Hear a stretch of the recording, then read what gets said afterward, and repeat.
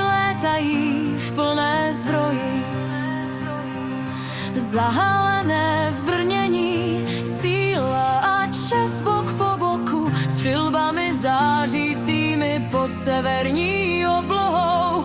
Hledají nejstatečnější bojovníky a heriér, z krve a ohně padlí válečníci.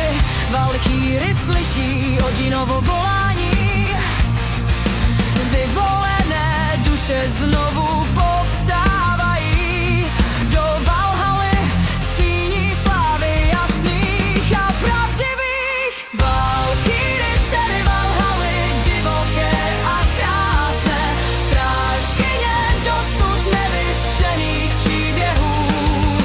S kopím a štítem vedou boj, vedou válečníky k nekonečnému světlu.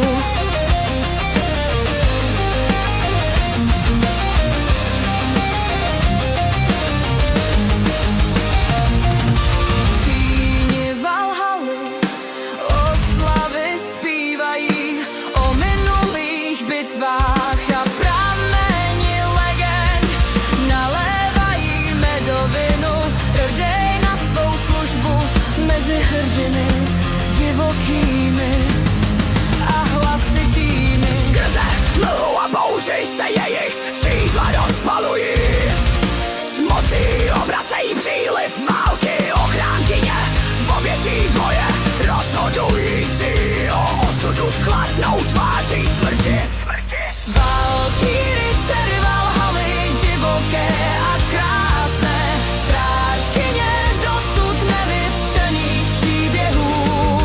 S kopím a štítem vedou boj, vedou válečníky k nekonečnému světlu. Nejen služebnice, ale svrchované průvodkyně ve svých rukou. Válečníkovi přísliby krásné smrti